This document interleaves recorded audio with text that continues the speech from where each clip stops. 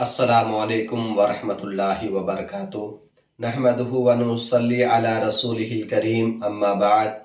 فاعوذ باللہ من الشیطان الرجیم بسم اللہ الرحمن الرحیم اذ یقول لصاحبہ لا تحزن ان اللہ معنا صدق اللہ العظیم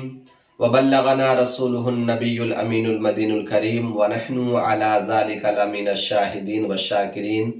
والحمد للہ رب العالمین۔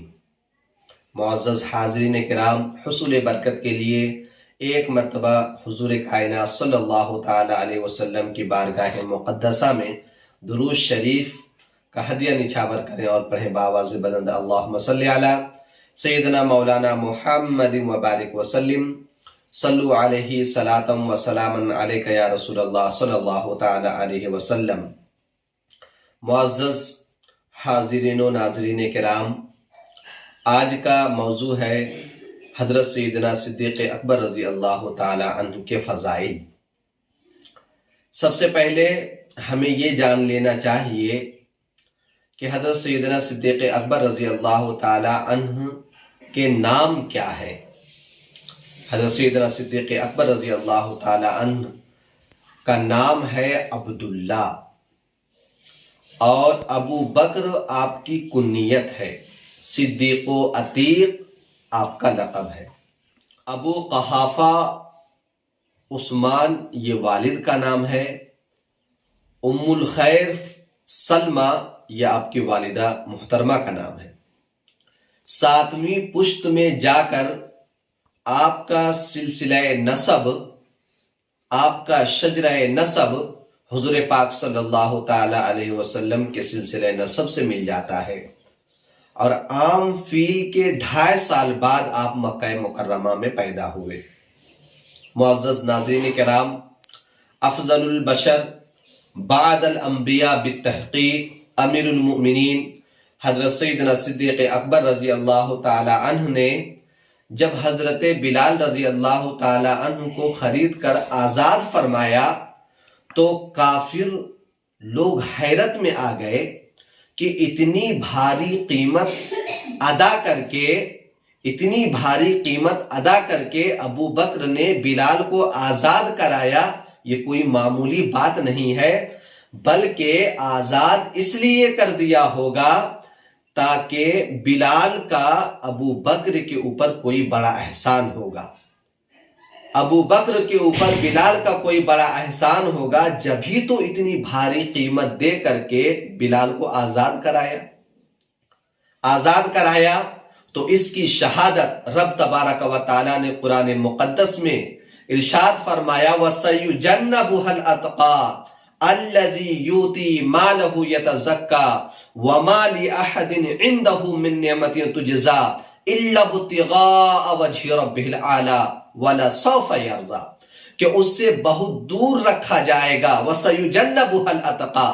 اس سے بہت زیادہ یعنی دوزخ سے بہت زیادہ دور رکھا جائے گا جو سب سے بڑا پرہیزگار ہے اور جو اپنا مال دیتا ہے، الَّذِي يُؤْتِي مَالَهُ يَتَزَكَّىٰ، تاکہ صاف اور ستھرا ہو جائے، پاک ہو جائے۔ اور پھر رب تبارک و تعالی مزید آیت کریمہ نازل فرما کر کافروں کی زبان بند کر دی، فرمایا وَمَا لِأَحَدٍ عِندَهُ مِن نِّعْمَةٍ تُجْزَىٰ، کہ ابو بکر کے اوپر کسی کا احسان نہیں ہے کہ جس کا بدلہ دیا جائے۔ اور پھر مزید رب نے فرمایا اس لیے کہ ابو بکر نے جو مال کو راہ خدا میں خرچ کیا ہے وہ اس لیے نہیں تاکہ ریاکاری ہو، اس لیے نہیں تاکہ وہ لوگوں کو دکھائے، اس لیے نہیں تاکہ تکبر کا اظہار کرے، بلکہ رب نے اس کی شہادت دیتے ہوئے فرمایا إِلَّا ابْتِغَاءَ وَجْهِ رَبِّهِ الْأَعْلَىٰ، کہ صرف اور صرف وہ اپنے رب کی رضا چاہتا ہے جو سب سے بلند ہے۔ اور پھر مزید رب نے فرمایا وَلَسَوْفَ يَرْضَىٰ، اور بے شک ان قریب کہ وہ راضی ہو جائے گا۔ تو معزز سامعین کرام، اس آیت کریمہ سے حضرت سیدنا صدیق اکبر رضی اللہ تعالی عنہ کی شان اجاگر ہوتی ہے۔ اسی طرح حضرت حضور پاک صلی اللہ تعالی علیہ وسلم جب کوہ صفا پر تشریف لے گئے کوہ صفا پر تشریف لے گئے اور وہاں سے اسلام کی دعوت دی، تو جس پاک قلب نے نور ایمان کو سب سے پہلے قبول کیا، اپنے دل میں اسلام کا کاشانہ بنایا اور غلامی محبوب خدا کا قلادہ اپنے گلے میں پہنا، وہ حضرت سیدنا صدیق اکبر رضی اللہ تعالی عنہ کی ذات گرامی تھی۔ حضرت سیدنا صدیق اکبر رضی اللہ تعالی عنہ کی ذات گرامی تھی۔ تو اس روایت سے حضرت سیدنا صدیق اکبر رضی اللہ تعالی عنہ کی شان معلوم ہوتی ہے۔ اس طرح رب تبارک و تعالی نے قرآن مقدس میں حضرت سیدنا صدیق اکبر رضی اللہ تعالی عنہ کی فضائل بیان فرمایا، اور اس طرح آپ صلی اللہ علیہ وسلم نے بے شمار جگہوں پہ حضرت سیدنا صدیق اکبر رضی اللہ تعالی عنہ کے فضائل بیان فرمائے۔ تو اس سے آپ کی شان اجاگر ہوتی ہے، اور اس طرح سے تمام صحابہ اکرام میں آپ ممتاز نظر آتے ہیں۔ معزز سامعین کرام، اسی طرح ایک اور روایت ہے کہ حضرت سیدنا عائشہ صدیقہ رضی اللہ تعالی عنہ سے روایت ہے کہ ایک رات آسمان میں تارے جگمگا رہے تھے، پورا آسمان تاروں سے بھرا ہوا تھا۔ حضرت عائشہ صدیقہ رضی اللہ تعالی عنہا نے آپ صلی اللہ علیہ وسلم سے عرض کی کہ یا رسول اللہ، یہ بتائیے کہ آپ کے صحابی میں سے آسمان کے تاروں کے برابر کسی کی نیکیاں ہیں؟ تو آپ نے فرمایا ہاں کہ عمر کی نیکیاں آسمان کے تاروں کے برابر ہے۔ تو پھر حضرت عائشہ صدیقہ رضی اللہ تعالی عنہا عرض کرتی ہیں کہ یا رسول اللہ، ابو بکر یعنی میرے والد کی نیکیوں کا کیا حال ہے؟ تو آپ نے فرمایا کہ عمر کی تمام زندگی کی نیکیاں ابو بکر کی ایک نیکی کے برابر ہے۔ عزیزان محترم، تو اس روایت سے بھی حضرت سیدنا صدیق اکبر رضی اللہ تعالی عنہ کی شان معلوم ہوتی ہے۔ لیکن اس روایت میں دو تین باتیں پوشیدہ ہے، اس روایت میں دو تین باتیں پنہا ہے جو کہ بہت ہی زبردست ہے۔ پہلی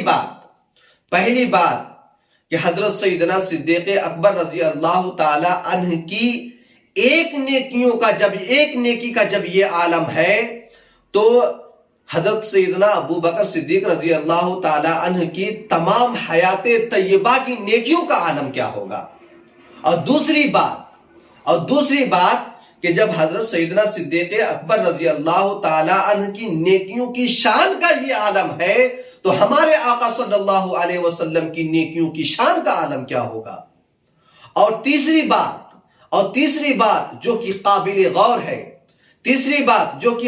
غور ہے کہ ہمارے آقا صلی اللہ تعالی علیہ وسلم کی نگاہ نبوت سے یہ چھپی نہیں ہے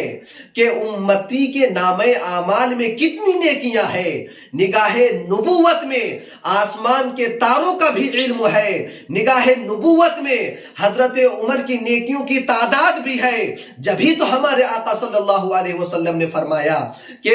عمر کی نیکیاں آسمان کے تاروں کے برابر ہے، تو نگاہ نبوت میں حضرت عمر بھی ہے، اور حضرت عمر کی نیکیوں کی تعداد بھی ہے، اور آسمان کے تاروں کی تعداد بھی ہے۔ اور ہمارا یہ ایمان ہے کہ زمین ہو یا آسمان، عرش ہو یا فرش، خاکی ہو یا قدسی، ساری کائنات ہمارے آقا صلی اللہ علیہ وسلم کے